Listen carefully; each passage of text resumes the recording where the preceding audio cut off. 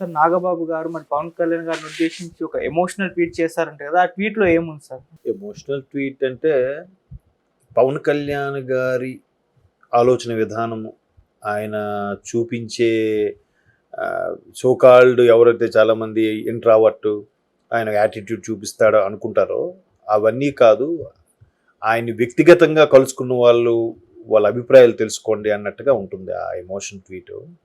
అంటే జనరల్గా చూడండి, పవన్ కళ్యాణ్ గారికి అంత ఇమేజ్ రావడానికి కారణం ఆయన సినిమాలు కాదు నేను అనుకుంటున్నాను, ఆయన యాక్టింగు కాదు, ఆయన వ్యక్తిగత నడవడికే, క్యారెక్టర్ బట్టే ఆయనకి అంత ఫాలోయింగు అంత ఇమేజ్ పెరిగిందేమో నా అభిప్రాయం. చాలా గుప్తదానాలు చేశాడు ఆయన. చాలా మనకు బయటకు వచ్చినవి ఒక 10%, 90% ఎవరికి తెలియదు. ఎందుకు చెప్పాలి అంటాడు ఆయన. ఎందుకంటే ఎవరెవరు మంచు లక్ష్మి గారు ఒక స్టేజ్ షో పెట్టినప్పుడు కూడా అక్కడికి వచ్చిన వాళ్ళలో సగం పైచిలుకు మంది పవన్ కళ్యాణ్ గారి ద్వారా లబ్ధి పొందిన వారిని వాళ్ళు ఓపెన్గా వచ్చి చెప్పేంత వరకు తెలియదు.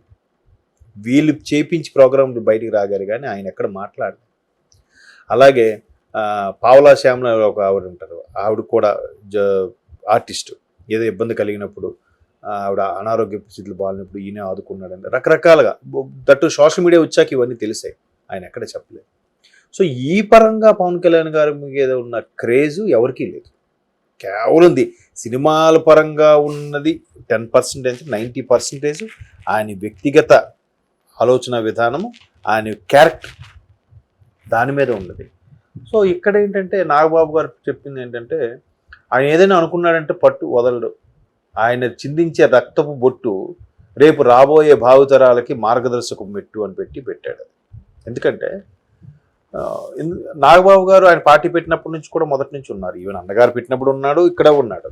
ఇంకా చిరంజీవి గారు సినిమాలో బిజీ అయిపోవడం వల్ల ఇతర కారణాల వల్ల ఆయన సరిగ్గా పార్టిసిపేట్ చేయలేకపోయాడు. కానీ ఇప్పుడు పరోక్షంగా మద్దతు అయితే తెలిపాడు కదా, ఆశీర్వదిస్తూ చిరంజీవి గారు కూడా. ఇక్కడ ఈయన ఏంటంటే డైరెక్ట్గా సెక్రటరీగా ఉంటూనే పవన్ కళ్యాణ్కి చేదోడు వాదాడుగా ఉంటున్నారు. అయితే నాగబాబు ఎందుకు నువ్వు అసలు నీకు అన్యాయం చేసే వాళ్ళకు కూడా నువ్వు కష్టపెడతా మళ్ళీ పోన్లే అంటావు, నీకు ఇబ్బంది పెట్టే వాళ్ళకు కూడా సర్లే పోన్లే అంటావు అంటే ఆయన దానికి చెప్పిన ఎగ్జాంపుల్ ఏంటంటే చిరంజీవి పవన్ కళ్యాణ్ గారు, ఇప్పుడు చెట్టు ఉంది, నీడనిస్తుంది. కేవలం ఎవరైతే విత్తు నాటారో వాళ్ళ కుటుంబ సభ్యులకి వాళ్ళకి ఆ ఊరి ప్రజలకే నీడనిస్తుందా? ఎవరినా నీడనిస్తుంది కదా. అలాగే వర్షం అందరికీ ఎడారిలోనే పడతానంటుంది, భూమి మీద ఎక్కడైనా పడతానంటుంది తన వర్షం. అది ఒడిసి పట్టుకునే దాన్ని బట్టి ఉంటుంది. అలాగే రైతు కూడా ఒక్క కంటతడి లేకుండా రైతు పంట పండించలేడంట. బట్ పంట పండిస్తే ఇది నా కులపోలకి, నా వాళ్ళకి, నా బంధువుల కోసమే పండిస్తానని అనుకోడంట.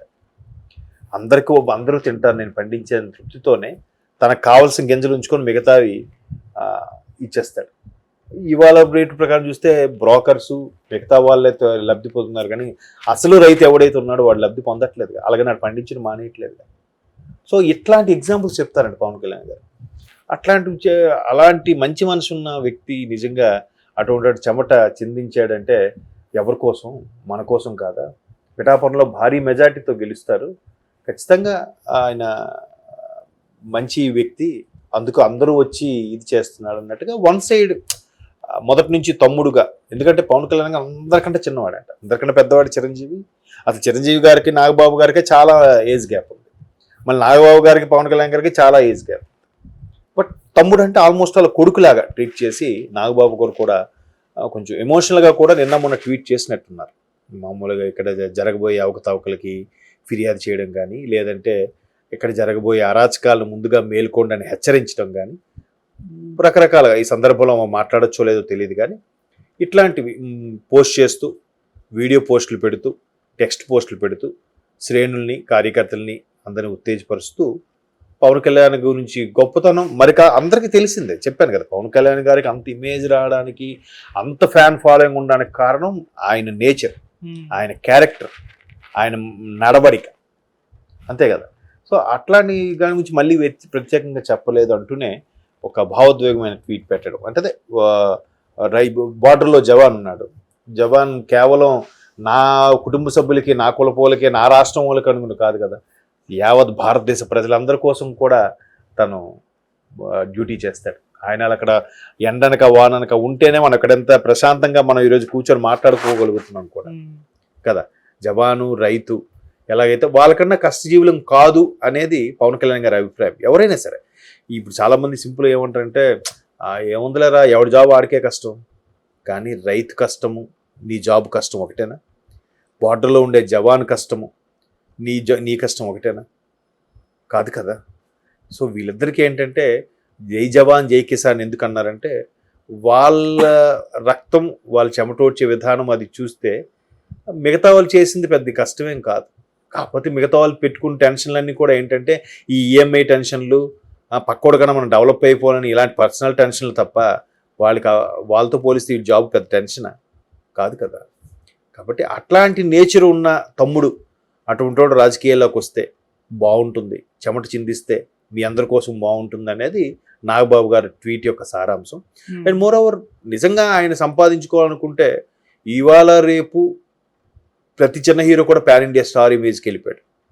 అంటే నేను తక్కువ చేసే ఉద్దేశం కాదు, మరి అట్లాగా ఈయన చేసుకుంటే సినిమా రిలీజ్ అయితే చాలు కదా. ఒకసారి ఎక్కడో ఒక నేషనల్ దాంట్లో కూడా ఆర్టికల్ చదివాను, ఈయన సంవత్సరానికి ఒక సినిమా రిలీజ్ చేసుకున్నా, మిగతా వాళ్ళు 3 సినిమాలు రిలీజ్ చేసుకున్నా, ఈయన సినిమా ఫ్లాప్ అయితే ఎన్ని కలెక్షన్లు వస్తాయి, మిగతా వాళ్ళు హిట్లు అయితే అన్ని కలెక్షన్లు వస్తాయంట. అంత ఓపెనింగ్స్కి అంత ఇమేజ్ రావడానికి కారణం ఏంటి? డే 1 నుంచి వచ్చేలేదుగా. ఆయన కూడా ఒక ఆడియో ఫంక్షన్ కూడా చెప్పాడు, రెండో సినిమా గోకులు సీత సినిమాకి, మొదటి సినిమా అక్కడమ్మ ఇక్కడ అబ్బాయి, రెండో సినిమా గోకుల సీత, దానికి కూడా మధ్యలో సినిమా ఆగిపోయి, పైగా ముత్యాల సుబ్బయ్య లాంటి పెద్ద డైరెక్టర్లతో చేసినప్పటికీ మధ్యలో ఆగిపోయి, మళ్ళీ కొనసాగి, మళ్ళీ ఆగిపోయి 1 సంవత్సరంన్నర పట్టిందంట సినిమా రిలీజ్ అవ్వడానికి. అర్థమవుతుందా? అట్లా నేను కూడా హర్డిల్స్ ఫేస్ చేశాను. సుస్వాగతం కూడా అలాగే కొద్దిగా ఇబ్బందులు ఎదుర్కొన్న తర్వాత రిలీజ్ అయ్యింది అని రకరకాలుగా చెప్పుకొచ్చాడు. అది ఎవరైనా అంతే కెరీర్ స్ట్రాటజీ. అబ్బా చిరంజీవి గారు తమ్ముడు కదా అని ఆదరించేస్తారా వీళ్ళలో టాలెంట్ లేకపోతే? కాదు కదా. సో అట్లాంటి ఇమేజ్ను ఆయన ఒక్కడే సొంతం చేసుకున్నాడు. అలాంటి ఇమేజ్ దినదినంగా సంవత్సరానికి ఒక సినిమా చేసిన ఎన్నో యాడ్స్ ఆయన అనుకుంటే ఆయన కాలు ముందుకు వస్తాయి, కానీ ఏ యాడ్స్ కూడా చేయకుండా కేవలం ఆ కుటుంబ పోషణ లేదంటే ఆయన స్టాఫ్ పోషణ కోసం సినిమాలు ఒప్పుకోవడం, తర్వాత రాజకీయాల్లోకి రావడం, ఆ యాడ్స్ చేసుకుంటే చాలు కదా. ఈరోజు మహేష్ బాబు గారి పేరు మీద దగ్గర 30+ యాడ్లు ఉన్నాయి, అవునా? మరి ఈయనకి ఉండేవిగా ఒకవేళ చేసుకుని ఉంటే. ఎందుకంటే సౌత్లో ఫస్ట్ సౌత్ స్టార్ ఎవరైనా యాక్ట్ చేశారంటే అది నాకు తెలిసి పవన్ కళ్యాణ్ గారే, పెప్సీతో 2000లోనూ 2001లోనూ జరిగిన ఇన్సిడెంట్ ఇది. తర్వాత ఎందుకు కొన్ని అందులో మంచి ఉంటాయి, చెడు ఉంటాయి, మనం వల్ల చాలామంది ఇన్స్పైర్ అయ్యి పాడైపోతారేమో అని చెప్పి కాంట్రాక్ట్ మధ్యలోనే క్యాన్సిల్ చేసుకొని మిగతా దేనికి యాడ్స్కి చేయకుండా చేసేసారు. కొన్ని ఎథిక్స్ ఆయనకి అంతే. సో అటువంటి వాడి మీద ఎమోషనల్గా సాధారణ మనుషులు ఎమోషనల్ అయినప్పుడు ఒక అన్నగా, ఒక పెద్ద కుటుంబ పెద్దగా ఉన్న నాగబాబు గారు, పార్టీకి కూడా పెద్దగా ఉన్న నాగబాబు గారు ఎమోషనల్ ఉండడంలో తప్పు లేదు.